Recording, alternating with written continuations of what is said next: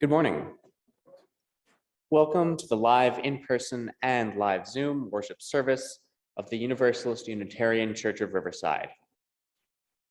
Our opening hymn this morning is number 188, Come, Come, Whoever You Are, from the Gray Hymnal. Please feel free to sing along as the Spirit moves you, but please only with a mask on.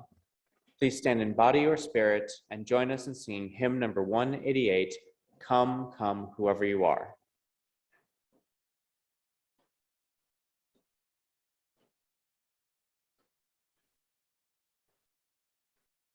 Come, come, whoever you are, wanderer, worshipper, lover of leaving, ours is no caravan of despair. Come, yet again come. Come, come, whoever you are, wanderer, worshipper, lover of leaving, cause is no caravan, lover is leaving, cause is no caravan, lover is leaving, cause is no caravan,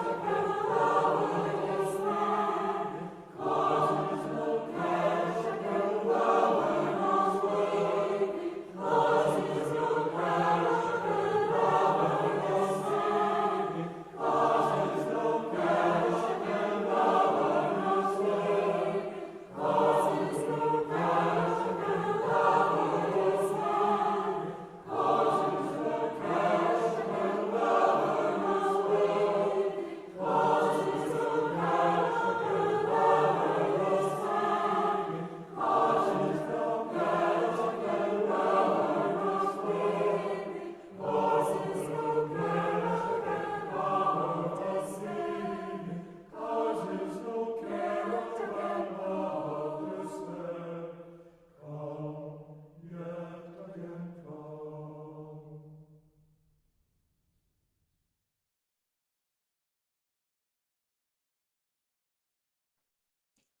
Thank you for joining us here in person and for joining us remotely by Zoom.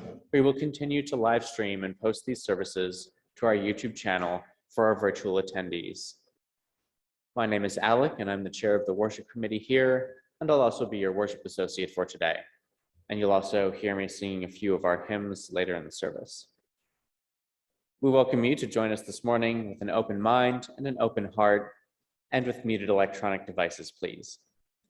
We come together this morning to remind one another that we are connected in mystery and miracle, awareness and gratitude. We have come to this time and place to explore different spiritual perspectives together, develop a faith that is personally meaningful, and to bring our gifts of love and service to this community and to each other. And so welcome and thank you for joining us today. Although our doors are open, the pandemic is not over. So while we're here in the sanctuary, please keep your mask on and socially distance.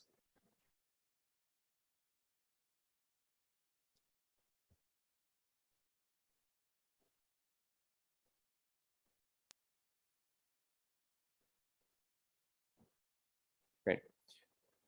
Some announcements. During our service, we'll have a few websites, email addresses, and phone numbers that are up on the screen and that I'll mention. But at the end of the service, we're going to leave up a slide with all of that information, which will be available on our website. The first Sunday lunch for now is on hiatus for the summer, as our services will begin at 9 a.m. due to the summer heat. They'll resume in September once we're back at 10 a.m. without the oppressive summer sun. We also invite you for a Roy Zimmerman concert on Thursday, August 11th at 7:30 p.m. here in the sanctuary. Roy's concerts are a lot of fun and center around current political topics with a suggested donation for each ticket of $25. This is the conclusion of our announcements, and now I invite you to sit back and take a slow, deep breath as we move into our worship hour.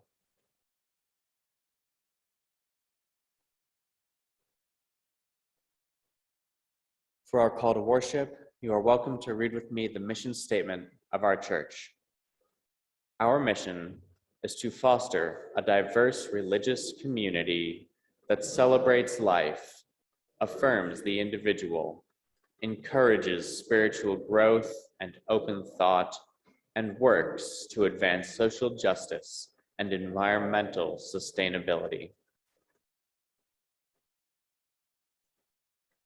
Our sermon today is a reading of Waiting in the Garden by Scott Alexander. Reverend Scott Alexander is a third-generation Unitarian Universalist, has a Master of Divinity from Starr King School of Ministry, and an undergraduate degree from Lawrence University. He has 48 years of experience in the UU ministry since being ordained at the First Church of Maine in 1974, where he began his ministry. Reverend Alexander travels widely within the Unitarian Universalist denomination, speaking, preaching, and offering in-depth workshops on a variety of congregational and faith-related subjects. Over the last 15 years, Reverend Alexander has completed 5 coast-to-coast, which took 30 days, 120 miles a day, charity bike rides to support local nonprofit agencies working to end local poverty and hunger. And today, Reverend Alexander's sermon will be read by our board president, Pat Cawunder. The way we choose to live and the depth of our feelings, our ability to love and to be loved and to take in all the colors of the world around us, determine the worth and our true extent of the time that we are given with our lives. We know that to live is to experience a range of both blessings and tragedy.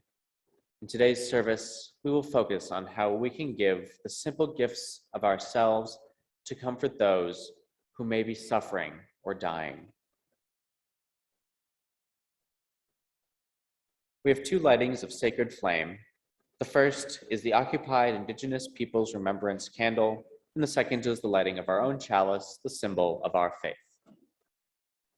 We walk upon the traditional territories of diverse and sovereign people, the original people of this land who continue to cry out for justice and self-determination.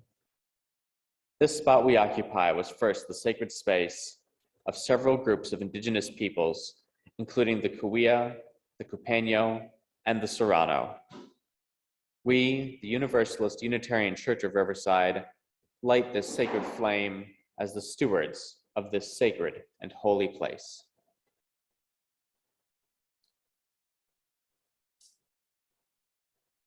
We are blessed with a space and opportunity to strive to live out our common principles, to bring justice, equity, and compassion into our daily lives, to resist all that threatens the earth and her people, and to be a part of a world community with peace, liberty, and justice for all. Let these thoughts carry us forth as we journey and worship together. Today's reading of the chalice lighting is by S. William Feiss.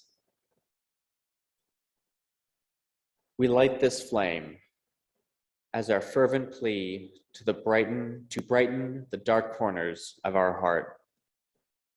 We kindle this light that we might continue to find comfort in its warmth, strength in its light, holiness in its presence.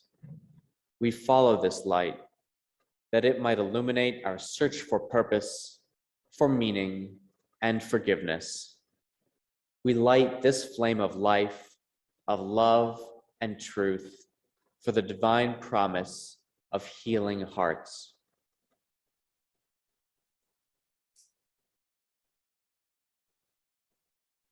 Thank you, Bill.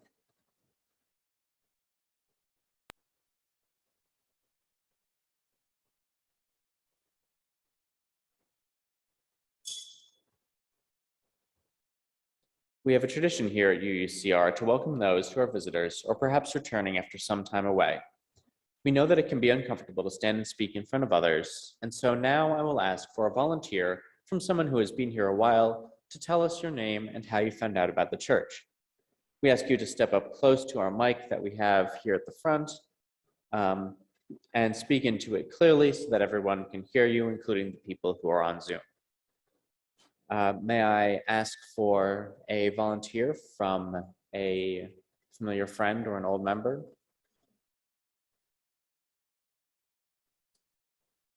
If no one wants to, then you'll, Bill, thank you.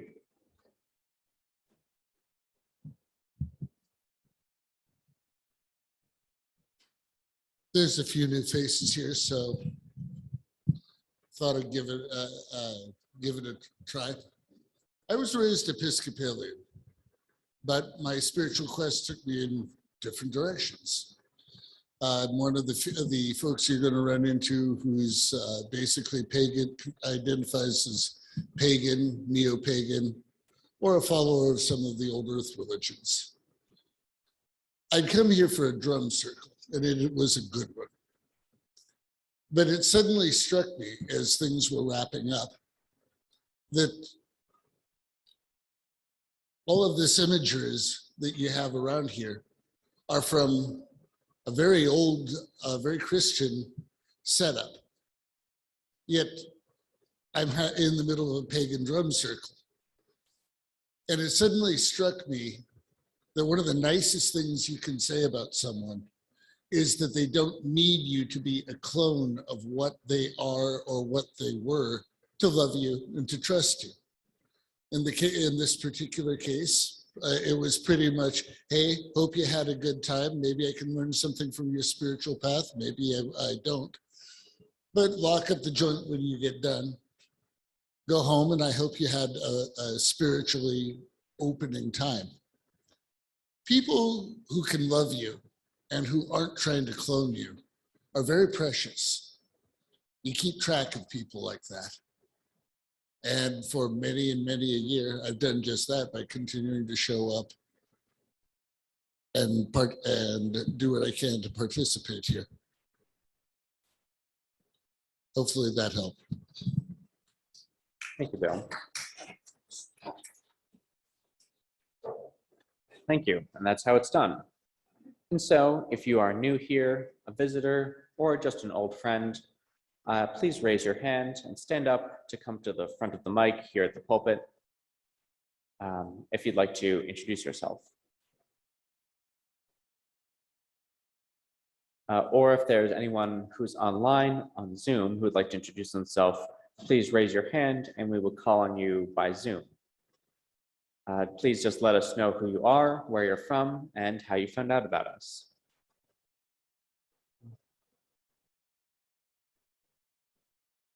Do we have anyone on Zoom, Adam?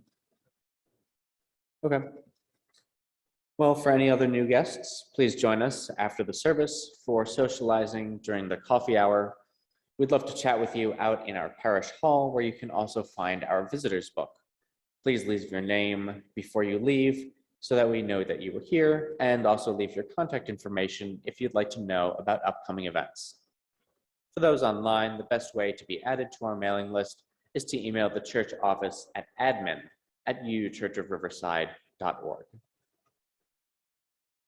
And our hymn now is number 123, Spirit of Life, from the Gray Hymnal.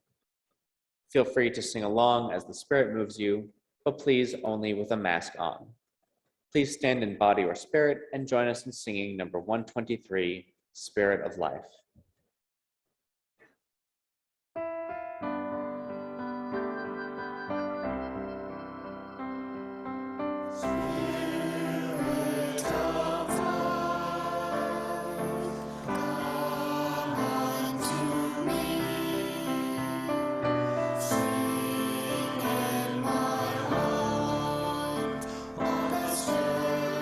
Of compassion,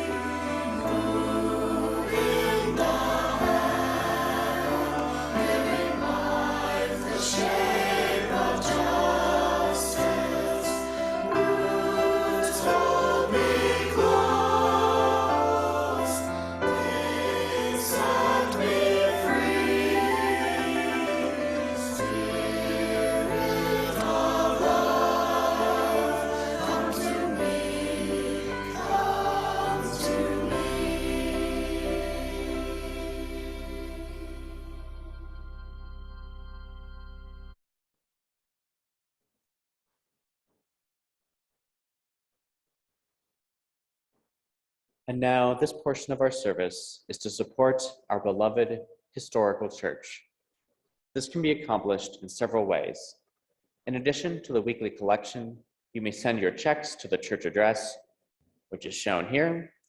You may contribute by PayPal using the QR code, which is on the church website in the newsletter and also shown here behind me.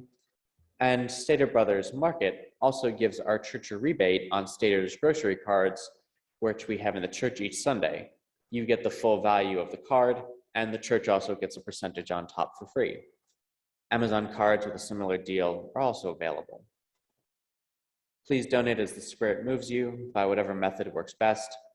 Thank you for your generosity, and to those who give their time and their talent, thank you for your generous care and attention. Will our ushers now please come forward and receive our collection?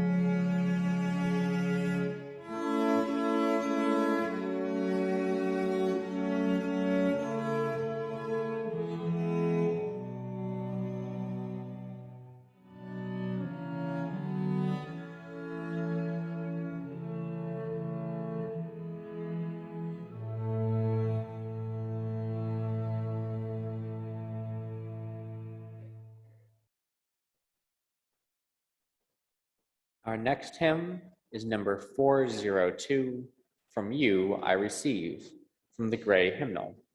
Please feel free to sing along as the Spirit moves you, but only with a mask on. And now please stand in body or spirit and join us in singing hymn number 402, From You I Receive.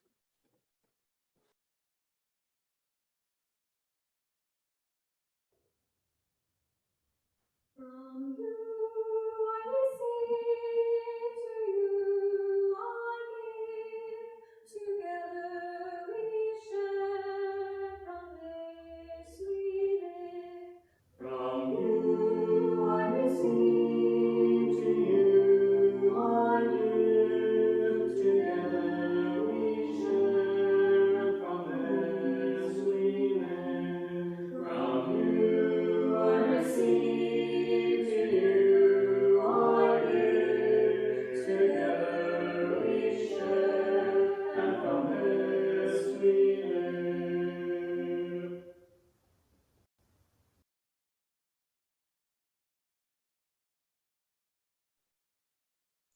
Our meditation now today is by Kendall Gibbons. Lovely.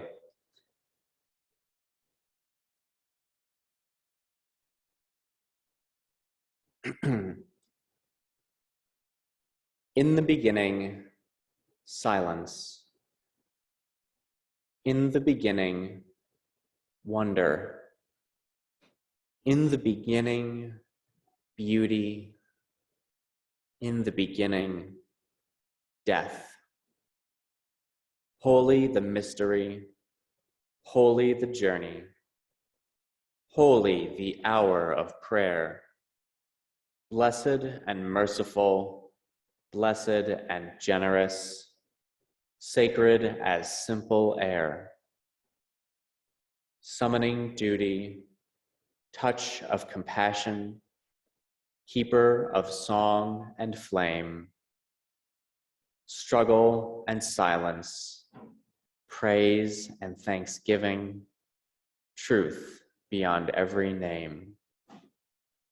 In the beginning, on the horizon, life. Now let us pause for a moment of silence.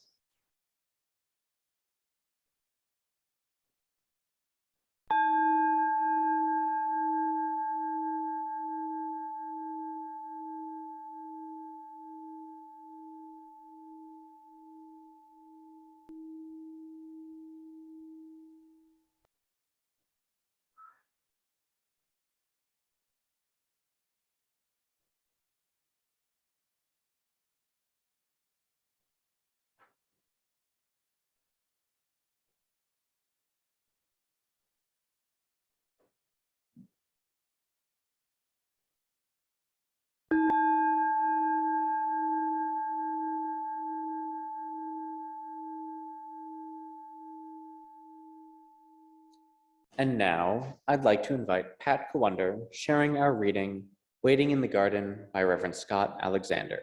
Pat? First, a quick announcement. Somebody left keys in the restroom.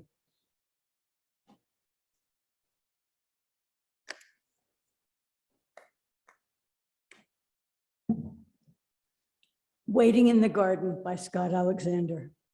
This morning, I want us to grapple with one of the most universal and troubling facts of human existence. Though every last one of us would have it otherwise, it is an unavoidable reality that during our lifetimes, people close to us will become sick, suffer great pain, and in some cases die. It seems crucial that we be unafraid here in this religious community in acknowledging the tragic dimension of life. For surely there is no one here in this room this morning who can reasonably expect to escape the agony of watching other human beings for whom we love and care go through pain and death. Ours is a profoundly mortal creation, and though we often live our lives as though it is otherwise, the truth is that to live is to suffer the vulnerabilities and vicissitudes of the flesh. So if we are to live out our years with wisdom, compassion, and health, it seems essential that we prepare ourselves psychologically and spiritually for those inevitable times when we will be asked to share life with those for whom life is painfully slipping away.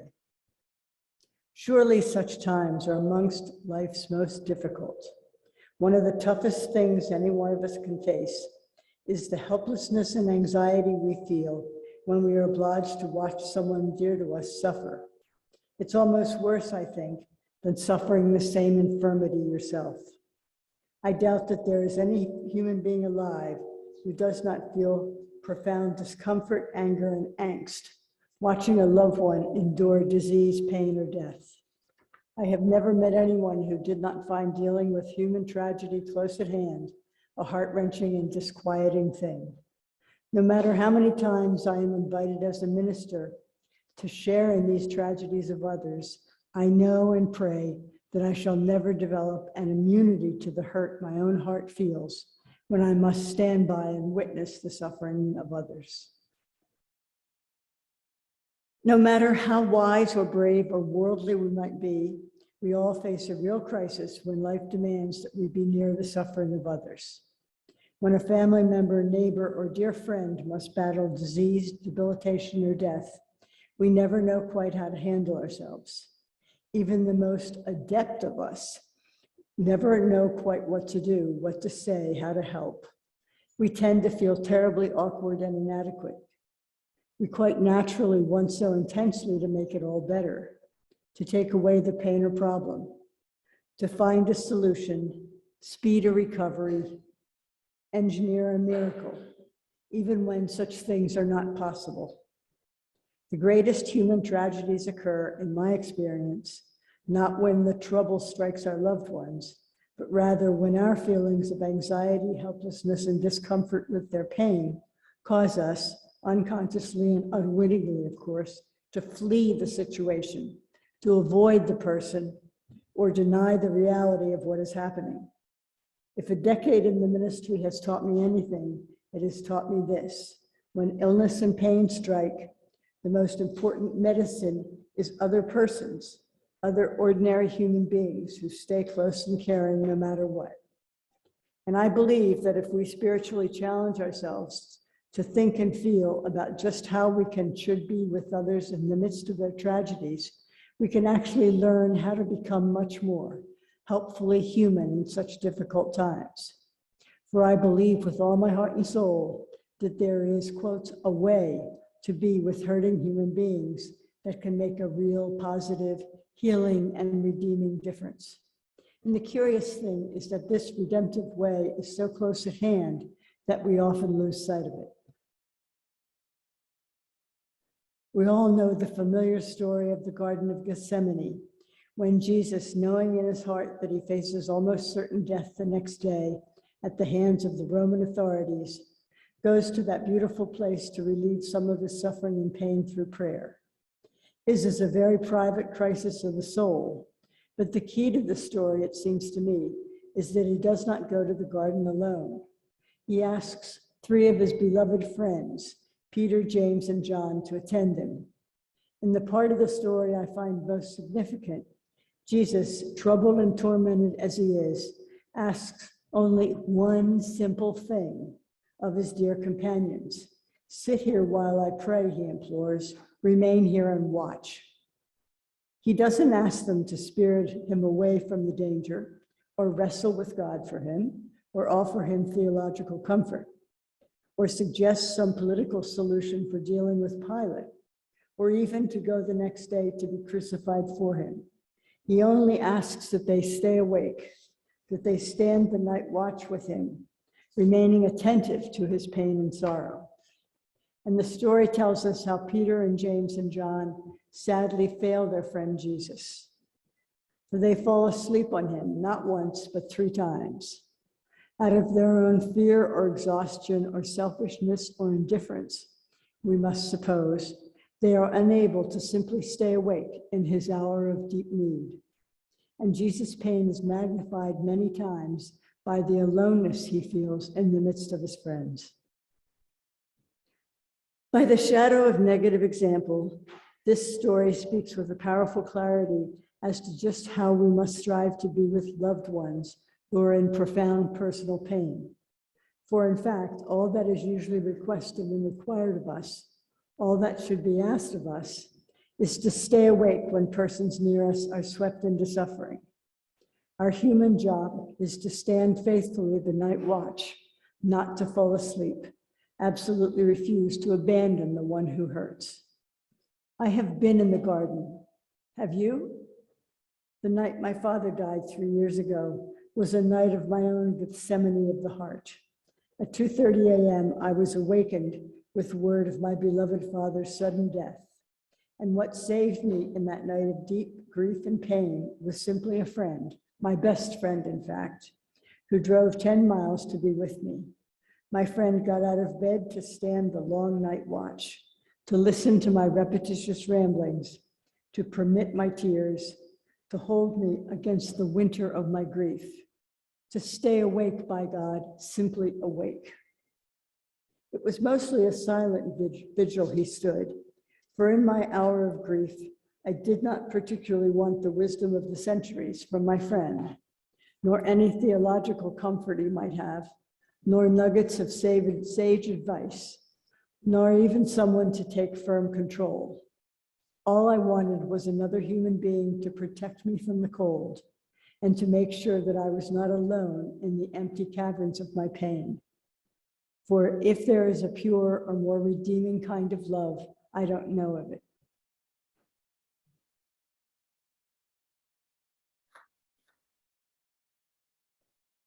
Do you all know of what I speak? Haven't most of you had the experience of learning in some dark night of your own body or soul?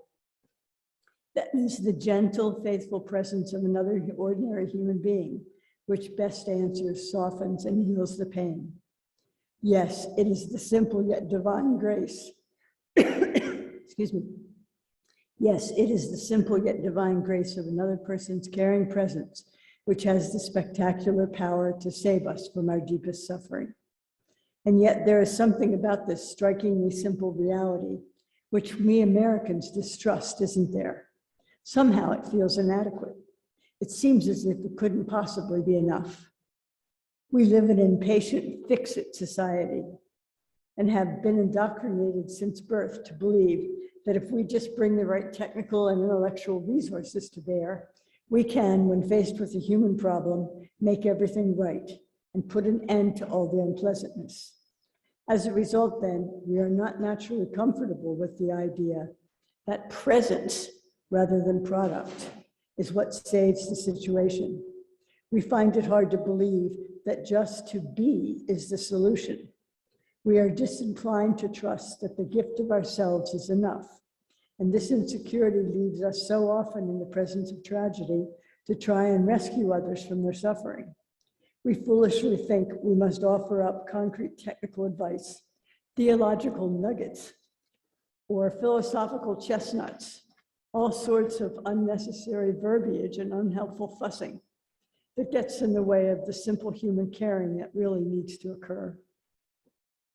Can someone tell me why so many ministers and others feel it necessary in the presence of death, suffering, and tragedy to open their mouths and spill forth neatly packaged one-liners that are supposed to comfort those afflicted?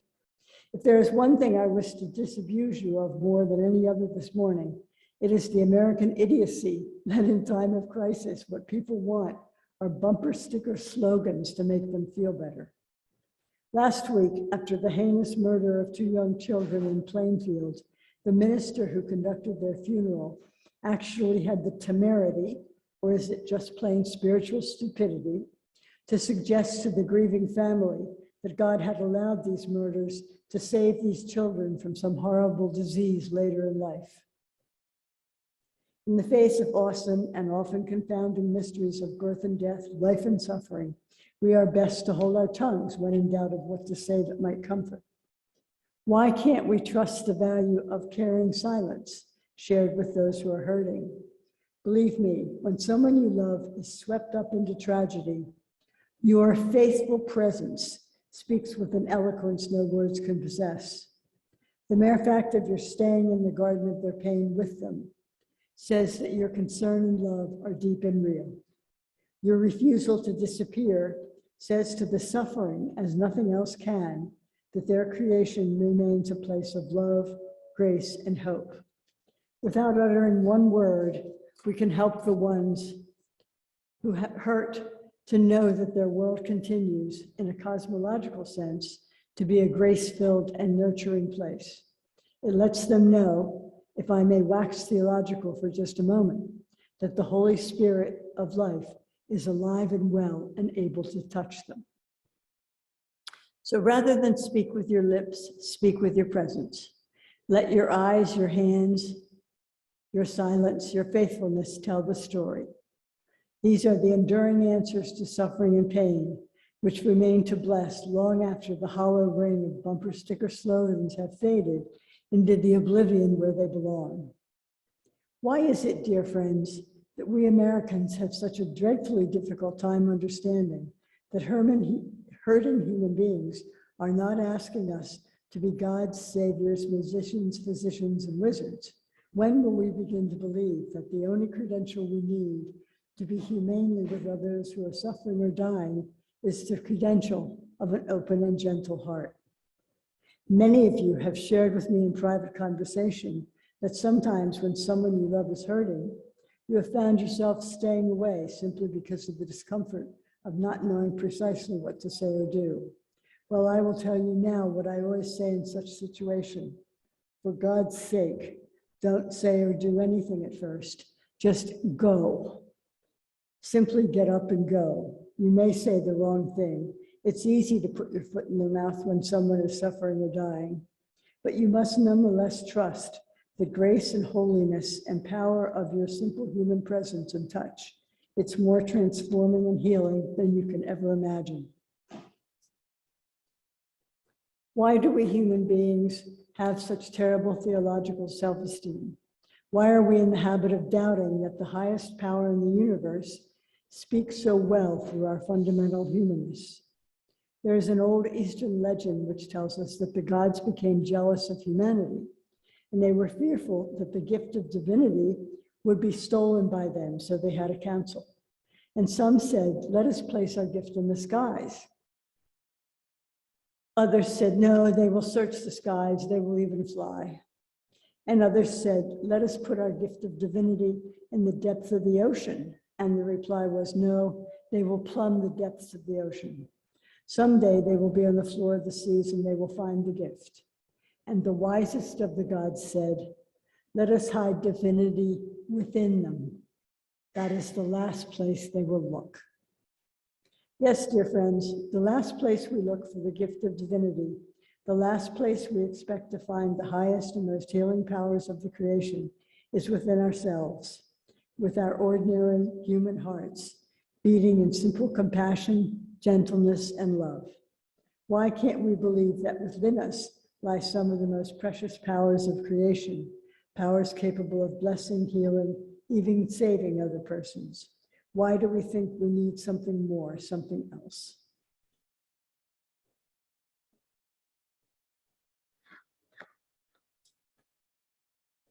The process theologians say that God is a verb, a dynamic process that happens whenever we simply love and care for one another. And Jewish theologian Martin Buber spoke of the I thou encounter, the human meeting when the truly divine powers of the creation come to life along the mysterious arc of significant caring person-to-person encounter. What I believe, because I've seen it time and time again, is that God, whatever we mean by that lovely, simple word, steals up on gentle feet whenever we are brave and loving enough to keep the night watch in someone else's midnight of pain. The highest and holiest beauty of the universe comes into being when we simply stay awake for one another. Let me tell you of a recent experience I had, which reminded me of the lovely clarity that all this is so. I was invited by a family of this church to the nursing home bedside of a man they love, a husband and father, whose life was rapidly slipping away beneath the body-crushing boot of Alzheimer's disease.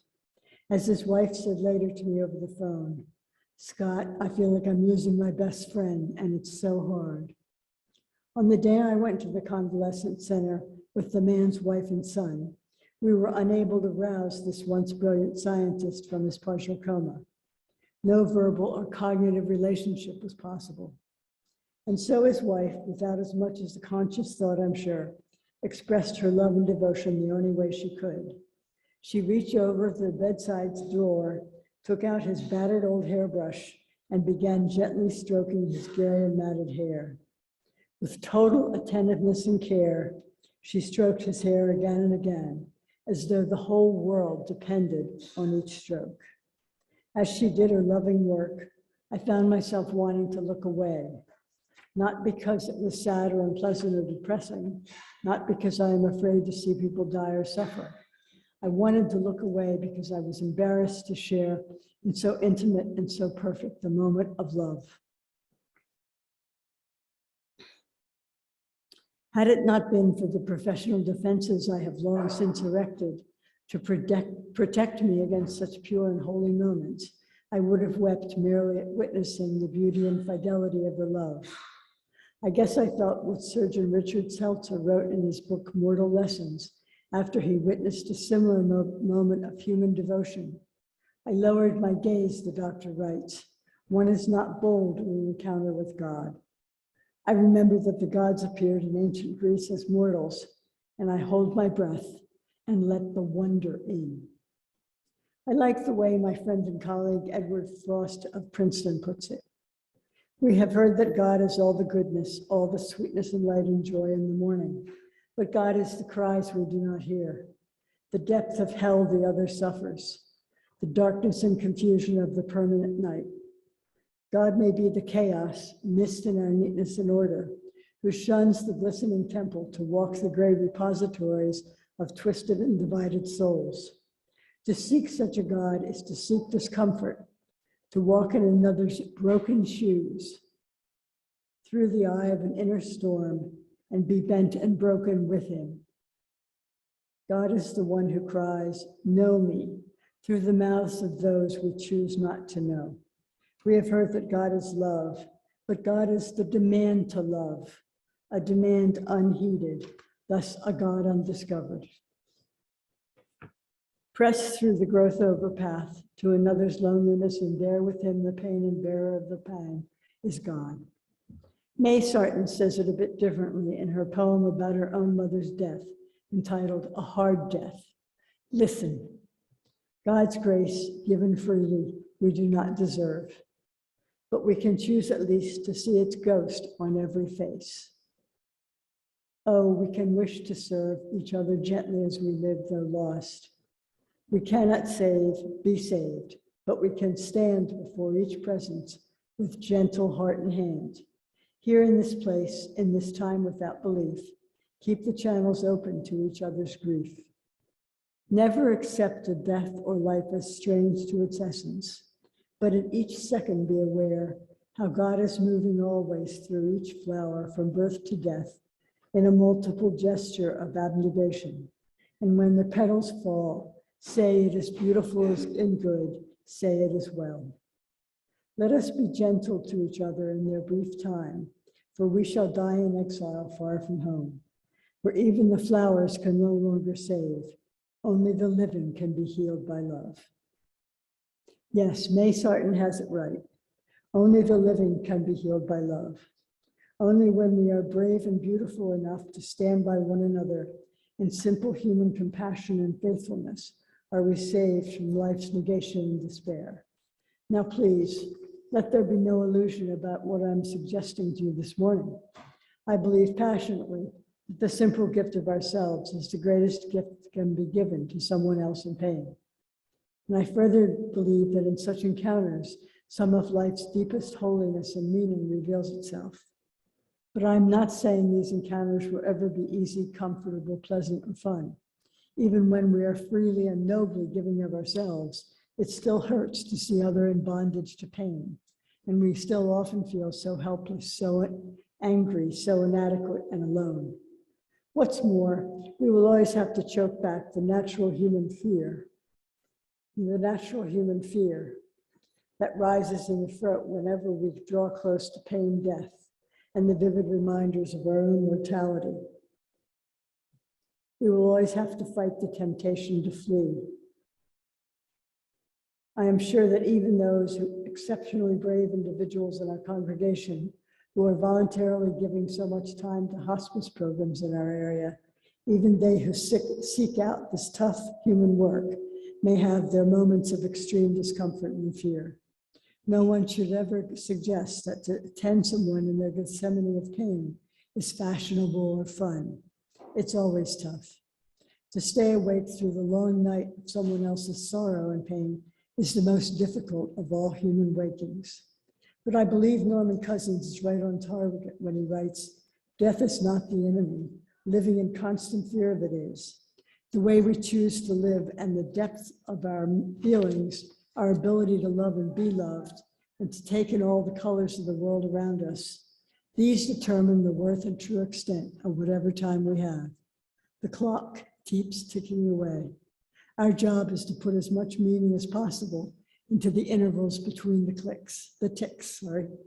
A minute can open out into a vast realm in which all our senses, finely tuned, can come into full and splendid play. Those same senses can be shut down, imparting nothing to our years except numbers. Yes, dear friends, if our years are to be something more than numbers, we must control our fear of suffering, disease, and death, and not be afraid, when these realities draw near, to offer others the simple gift of ourselves. I know many of you find it hard to believe, for ours is a technocratic, death-fearing culture, which always seeks the quick fix for suffering. But you are the answer, by God. Your presence is what saves and redeems. We do not yet trust the power and beauty and worth of our faithful presence with people in pain. We still look for the slick answers, the miraculous solutions, the technological salvations. Every once in a while, one of these miracles occurs. But in the meantime, we fragile, fearful folk are the only saviors sent.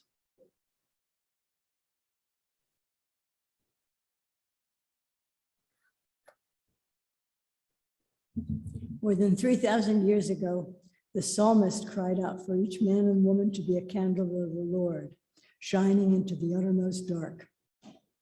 I believe this is as theologically sound as anything ever written. I pray this morning that you will both trust and use that high and holy light which glimmers in unquenchable brightness and power within you. Please don't doubt the healing worth of your only expensive heart. When someone you know is hurting, be there, just be there. Give them the gift of staying awake through the long night garden. Stand the faithful night watch. Keep the everyday light and love flowing from your hands and heart. For your precious human presence is holy. It is enough. And by God, it will see us through. Namaste.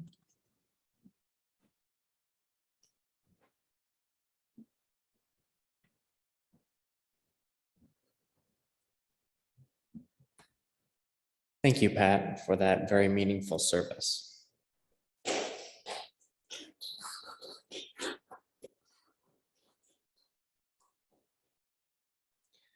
And now our closing hymn is number 396, I Know This Rose Will Open, from the Gray Hymnal. Please feel free to sing along as the Spirit moves you, but only with a mask on.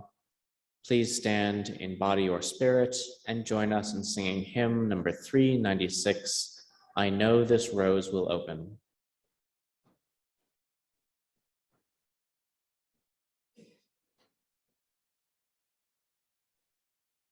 I know this rose will open.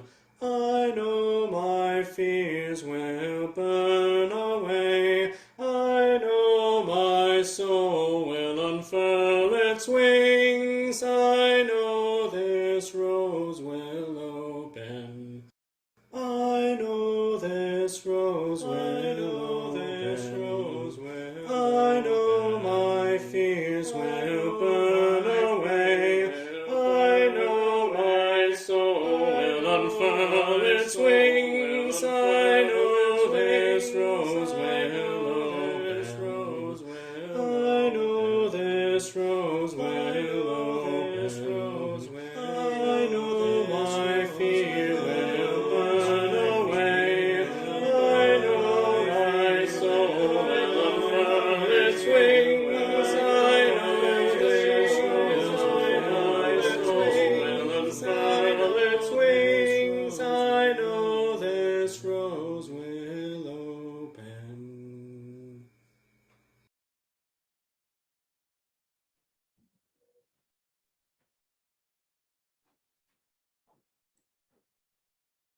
May the light around us guide our footsteps, and may us hold fast to the best and most righteous that we seek. May the darkness around us nurture our dreams and give us rest so that we may give ourselves to the work of our world. Let us seek to remember the wholeness of our lives, the weaving of light and shadow in this great and astonishing dance in which we move.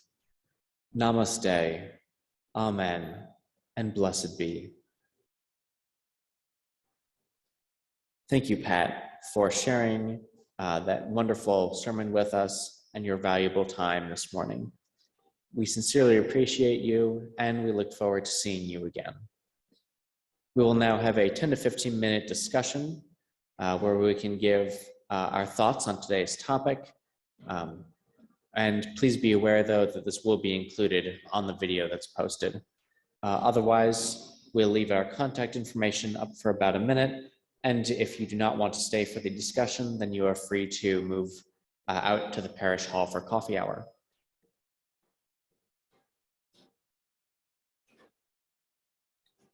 And we have, for a discussion, we have a microphone here at the front. Unfortunately, I tried to see if we could reach to the back of the sanctuary, but it doesn't quite reach, only about halfway there. But if you do have a comment, if you could please raise your hand and come and share it with us.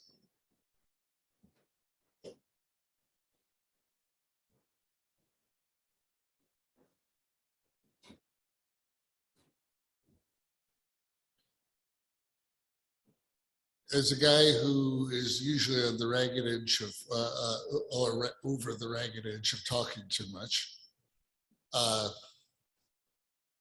this was something to listen to. I don't know that I agree with all of it. There have been times when I stifled the first element of what I wanted to say and said, that's rehearsed. That's not going to do the good that I want it to do because it's trite. But there was a time once, a friend of mine had been, unfortunately, he hadn't been driving. He'd been strapped in well enough, but the guy that was driving was doing 90 in a Honda, and those things are known to fishtail. Well, they hit a palm tree and it killed him. And I went to one of these big mega churches. It was like one of the Calvary temples or something like that. This huge place. And it suddenly struck me that my friend Nick was going to be okay. He's in the arms of the Almighty. But there were people there who didn't know how to handle it, the hurt. And so I didn't want to do the whole, it's okay, he's in a better place. But there's a story from the Upanishads about a woman who lost her daughter, tore the hell out of her.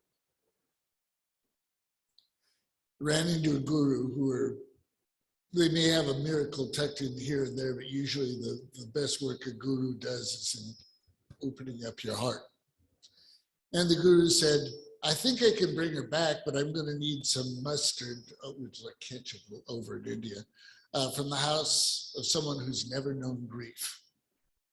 And so off goes the woman to the walking, and as you might guess, she finds no one who has not known grief.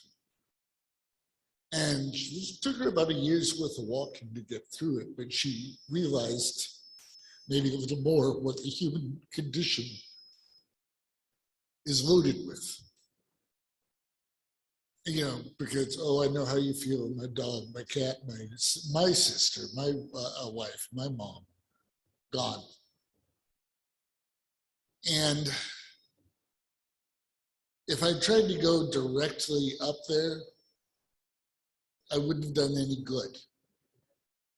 But that moment where you just take the polish off of what you were going to say, and you do your best, and you shoot it straight from the heart, I still think there's some room to do some good.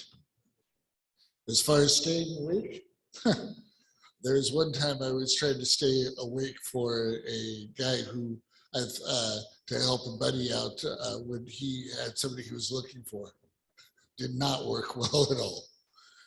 Within 20 minutes of standing watch, all of a sudden my eyelids felt like 2 manhole covers. So a lot of what she says is true, but I can't help but think that Jesus lying in the garden waiting for things to unfold, I have a feeling that that one was there for God to basically just say, at some point in your life, you don't get to use allies. The human part of Jesus says, heck yeah, I want friends. The moment where you face the divine is the one where you don't get them.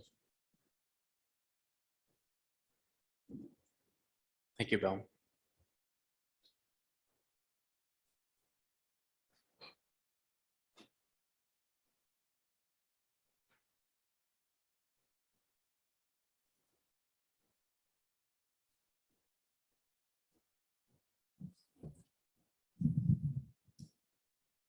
Just wanted to relate how I successfully did everything wrong. When I was married, my then wife had a cousin who was killed, and cousin accepted foolishly accepted a ride back from a bonfire in high school. Was riding with a drunk. He drove too fast, and though he wasn't killed, the passenger, she was. And so this person, my wife's cousin, my wife was really upset, and she started telling me about it, and she was crying. And she said, well, somebody waved and tried to flag the car down, And so the car drove off the road. So technically it wasn't the drunk driver's fault. It was the person who flagged the car down. And if the person hadn't flagged the car down, she thought that her cousin would still be alive. And instead of me saying, I'm so sorry, and keeping my mouth shut, I immediately said, well, no, you have to blame the drunkard primarily. And I went on and on. And anyway, I did everything wrong, as our discussion leader just told me. So I just want to mention that it's easy to make a mistake. And as I was told now, I should have just said, I'm so sorry that this happened. I have no idea who should be blamed, but I'm just sorry. And this is trite, but from Seinfeld, I am simply here for you. I think maybe Seinfeld stumbled upon a little piece of truth, if that show ever does. Thank you. Thank you.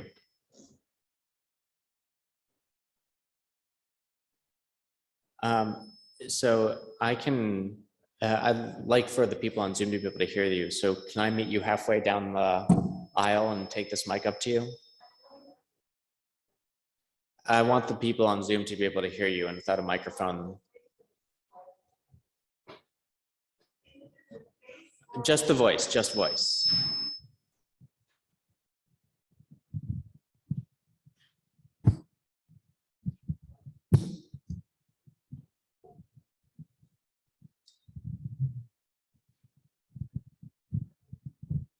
That's all you get. I'm not known for being brief, but I'm going to go with something here. When my mother was dying in the hospital, 2 months in a hospital, it was a very hard time because I had a young child, and a cousin came from far away. I'm thinking specifically to the points of your sermon, what you delivered. She came each night after she got off work and made about a 3-hour drive so that she could sit with me in the hospital while I cried and cried because my mother had no way of coming back. She was dying of cancer. Okay, without that cousin's presence, I would have probably stayed away because it was so heartbreaking to be with my mother, although she was a marvelous woman and really a special, special part of my heart. The cousin came, the cousin sat. She was there for my mother, but she was there for me as well.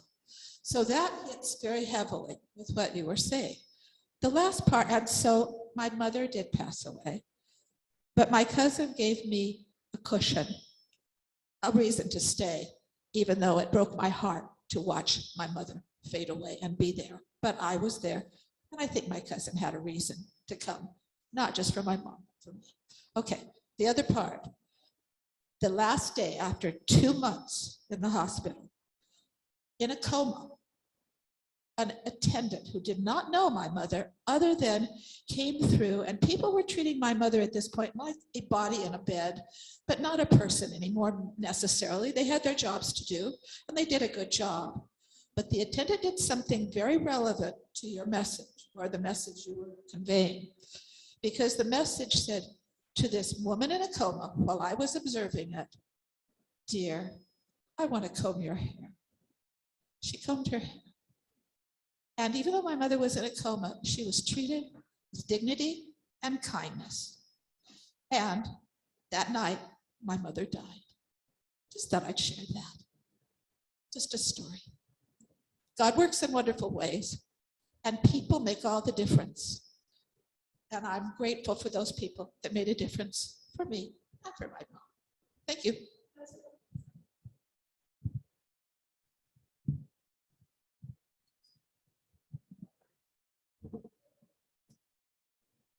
Thank you for sharing that. Yeah, the sermon reminded me of both of my grandmothers, actually, the events of their deaths. Two very different, but both relevant scenarios. In the first case, my paternal grandmother, when she had died, also from Alzheimer's, which is a real terrible way to go. And so we had seen that coming for quite a while. And indeed, there was a phone call where she couldn't speak back to us, and her short-term memory was quite poor at that point. And we were told essentially that this was our chance to say goodbye while we listened to her, presumably her breath wheezing on the other side of the phone as she was unable to speak in a hospital. And so what do, when you have access to somebody, maybe in a very impaired state, and you know that they're going to die very soon? And then my maternal grandmother, she had passed away quite suddenly after taking a fall, walking down the street. And so we got a call from my grandfather crying, and I'd never heard him cry before. And so I thought he was like making sobbing sounds as like a joke. And because I'd literally never heard him cry before. And he told us that he'd gotten the news from somewhere, it had now trickled down the line at some point. So now this was a question of what do you do after someone has died suddenly, and you have no way of now getting in touch with them. And both of those instances weigh very heavily on my heart for sure, for very different reasons. And it's something that I find very difficult to think about, especially in terms of come to terms with my own future. And especially if I'm going to succumb to Alzheimer's, that sounds like a pretty awful fate to have someone take care of me in that kind of state. And that's not a fun thought, but hey, that's what this sermon is for, right? Bill, come back, please.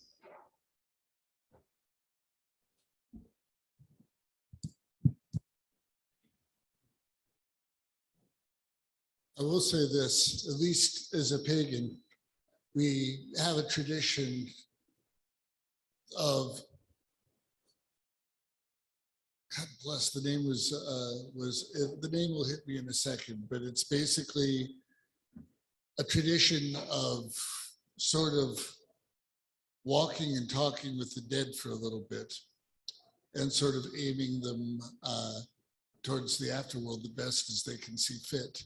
So maybe that silence that was spoken of today, that just being there, is counterbalanced on the other side, where you sit there, you walk and you talk with them. You hold up both ends of the conversation, really. But you say all the things that you wanted to say, including you get through some of the glitches that got in the way of your communication. And then at the end there, I had this happen with a guy who was my roommate. And he'd been stretching wrong, and I guess his heart was weak. He was stretching for a Kung Fu class in the middle of, I call it in Eastwood Kung Fu. His heart ruptured, he died within minutes. There was nothing to be done.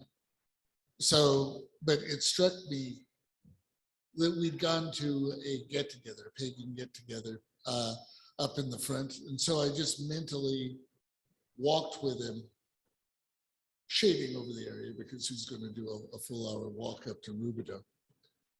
Walked to where the lake was and the tall reeds nearby. And I walked with him, we talked, covered a lot of ground. And then I said, okay, here's the lake, here are the reeds. I might even step into the reeds with you, but I'm not going to be on the other side of the lake. It's an easy swim. And then from there, you'll be headed on to the afterworld where other folks will take care of you better than I can. Because there's a time to just be there for someone else doesn't mean that there's never a time to speak. And that sometimes just quietly saying those words, getting them out of your system. The Buddhists have a tradition that you hang around for 40 days or so, and I guess get free rides at Disneyland for a while. Get the business. You look over your past. You're maybe hit a few things on your bucket list posthumously, and then you go home or back to the cycle, hopefully one step closer to either the remaking or to nirvana. But because there's silence does not mean that it is always silence. And sometimes we're talking for us instead of them. Thank you, Bill. Yes, sorry, I missed your hand there, Jenny. Can you please share your comment? We can now hear you, I think.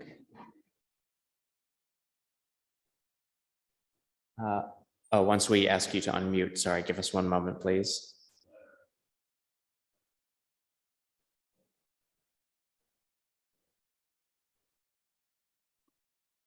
Can you hear me now? Yeah, Okay. I just wanted to tell Pat that that was a really valuable and important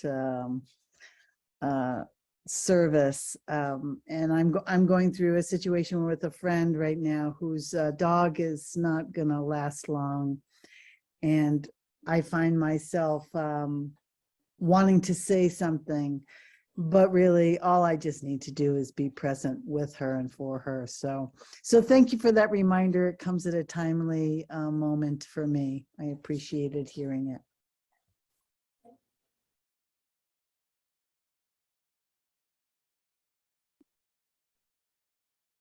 thank you. In that case, do we have any closing comments before we go? Yes, thank you for our coffee hour.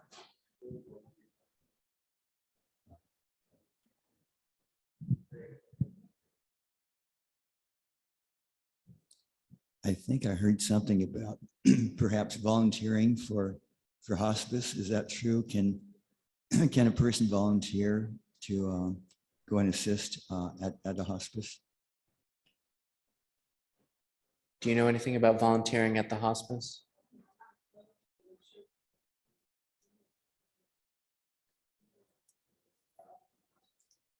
Someone has volunteered for hospice somewhere. Good.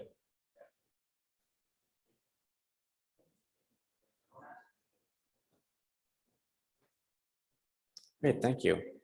In that case, thank you for sticking around for our extra discussion. It's great talking with everybody. And now we can go have some informal chit chat with some coffee.